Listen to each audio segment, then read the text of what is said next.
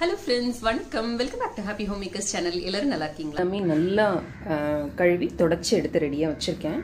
இப்போ இதை கட் பண்ணிக்கலாம். நம்ம பாகம் மட்டும் இப்படி சின்னதாக இந்த மாதிரி கட் பண்ண போகிறோம். கட் பண்ணிவிட்டு இந்த காம்பு பகுதி இருக்குது பார்த்தீங்களா, இதை ரிமூவ் பண்ணிவிடுங்க.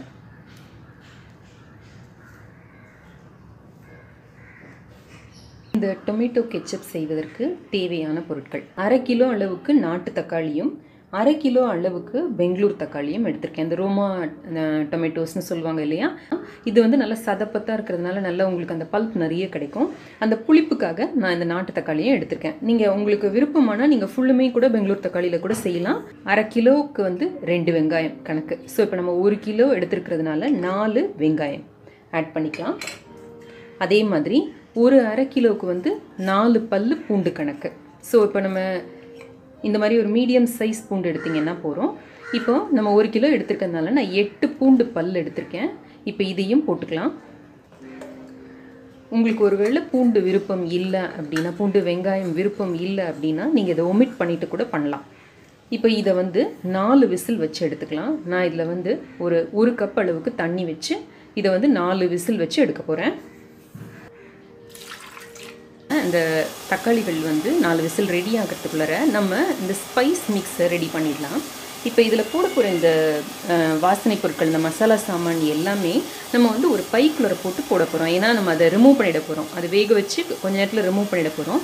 அதனால் இந்த மாதிரி இந்த சுருக்கு பைன்னு சொல்லுவாங்க இல்லையா, இந்த மாதிரி ஒரு துணி பையை எடுத்துக்கோங்க.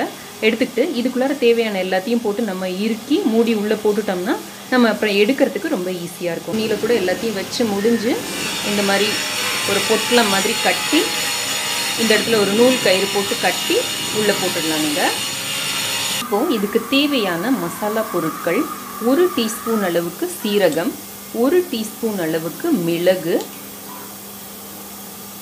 ஒரு பெரிய ஏலக்காய் அல்லது கருப்பு ஏலக்காய்ன்னு சொல்லுவாங்க இல்லையா, அது ஒரு 3 ஏலக்காய்லேருந்து நான் அந்த ஏலக்காயோட அரிசி மட்டும் எடுத்து போட்டு வச்சுருக்கேன். 6 லவங்கம் அல்லது கிராம்பு, 2 துண்டு பட்டை, ஒரு இன்ச் அளவுக்கு 2 துண்டு, ஒரு சின்ன பீஸ் ஜாதி பத்திரி. இது வந்து ரொம்ப போட வேண்டாம், ரொம்ப வாசனை வரும், அதனால் கொஞ்சமாக போட்டால் போகிறோம். இப்போ இது எல்லாத்தையும் நம்ம வந்து இந்த சுருக்கு பைக்குள்ளார போட்டுக்கலாம்.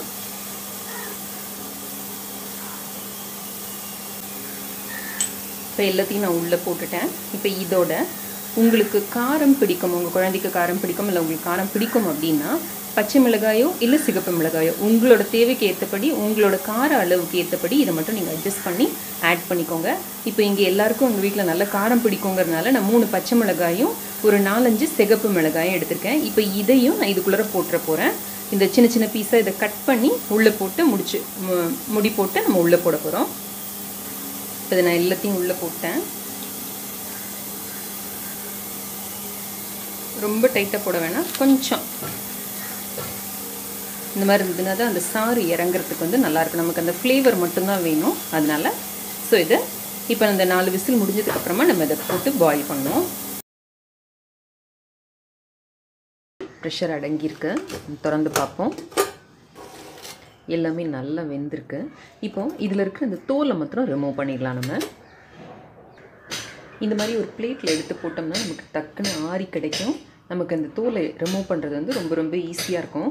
இப்போ நம்ம கீழே அந்த கிராஸ் போட்டு மேலே அந்த இதையும் ஸ்டெம்மையும் கட் பண்ணி எடுத்ததுனால ரொம்ப ஈஸியாக நம்மளால் இந்த தோலை எடுத்துட முடியும். இப்போ இதே மாதிரி எல்லாத்தையும் எடுத்துடலாம். இப்போது இதில் இருக்கிற தோல் எல்லாம் ரிமூவ் பண்ணியாச்சு. இப்போ இதை வந்து நல்லா அரைச்சி வடிகட்ட போகிறோம் நம்ம. இப்போ இந்த அரைச்ச விழுதை ஒரு பெரிய கண் இருக்கிற வடிகட்டியில் போட்டு வடிச்சுக்கலாம். இந்த கொட்டையெல்லாம் வெளியில் தங்கிடும். இப்போ இதே மாதிரி எல்லாத்தையும் அரைச்சி வடிகட்டி நம்ம எடுத்துக்கலாம்.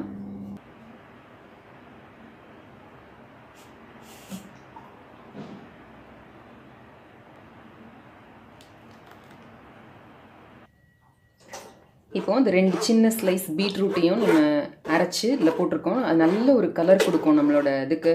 இப்போ கடையிலலாம் வாங்குகிற கெச்சப் மாதிரி நல்ல கலராக இருக்கும். இப்போ இதை நல்லா வடிகட்டி எடுத்துக்கலாம். இப்போ இந்த கலவையை நம்ம நல்லா வடிகட்டி எடுத்துட்டோம். இதில் ஒரு சிட்டிகை உப்பு சேர்த்துக்கலாம். இதில் நீங்கள் 4 டேபிள் ஸ்பூன் வரைக்கும் சுகர் சேர்க்கலாம். நான் வந்து சுகர் வேண்டாம் அப்படிங்கிறதுனால நாட்டு சர்க்கரை சேர்க்குறேன். நீங்கள் வேணும்னா வெல்லம் கூட சேர்க்கலாம். இங்கே சுகர் அளவு வந்து அவ்வளோ பிடிக்காது அப்படிங்கிறதுனால நான் வந்து 2 டேபிள் ஸ்பூன் தான் சேர்க்குறேன். ஆனால் இந்த அளவுக்கு வந்து நீங்கள் 4 டேபிள் ஸ்பூன் அளவுக்கு சேர்த்திங்கன்னா கரெக்டாக இருக்கும். இப்போ இதோட 1 கப் அளவுக்கு வினிகர் இதையும் ஆட் பண்ணிக்கலாம். இந்த வினிகர் தான் இதுக்கு ப்ரிசர்வேட்டிவாகவும் இருக்கும். இந்த நல்ல கலர் கிடைக்கிறதுக்கும் வினிகர் ரொம்ப யூஸாக இருக்கும். இப்போ இதை நல்லா மிக்ஸ் பண்ணிவிட்டு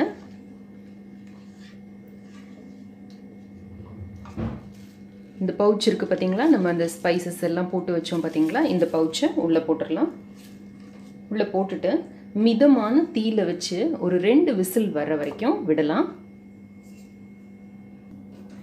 இது எல்லாத்தையும் மிக்ஸ் பண்ணிவிட்டு நீங்கள் கொஞ்சம் டேஸ்ட் பண்ணி பாருங்கள்.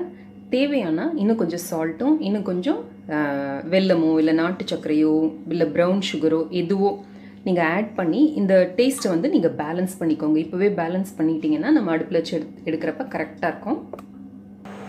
இப்போ அடுப்பில் வச்சு மீடியம் ஃப்ளேமில் 2 விசில் வர வரைக்கும் வச்சுருக்கோம். நம்ம நல்லா எனக்கு இங்கே கெச்சப் வாசனை வருது. இந்த பவுச் நம்ம போட்டோம் பார்த்தீங்களா, அது நல்லா இப்படி பிழிஞ்சு எடுத்துடலாம். இது இனிமேல் தேவையில்லை. இப்போது இதை அடுப்பில் வச்சு நம்ம நல்லா அந்த கெச்சப் பதம் வர்ற வரைக்கும், நல்லா திக்காக வர்ற வரைக்கும் நம்ம அடுப்பில் வச்சு இதை கிளற போகிறோம். குக் பண்ண ஆரம்பிக்கலாம். இப்போ பார்த்தீங்கன்னா முன்னைக்கு நல்லா திக்காக இருக்கு. பார்த்தாலே நமக்கு அந்த டிஃப்ரென்ஸ் தெரியும். இப்போ நம்ம ஆஃப் பண்ணிடலாம். இது வந்து ஆற ஆற இன்னும் கூட கொஞ்சம் நல்லா திக்காகும். இப்போ இதை மூடி வச்சிடலாம். நம்ம கெச்சப்பை நம்ம எந்த பாட்டிலில் ஸ்டோர் பண்ண போகிறோமோ அந்த பாட்டிலை வந்து நல்லா வாஷ் பண்ணி, தண்ணியில் பல தடவை வாஷ் பண்ணி இந்த மாதிரி வெயிலில் வச்சு நல்லா காய வச்சு எடுத்துக்கோங்க.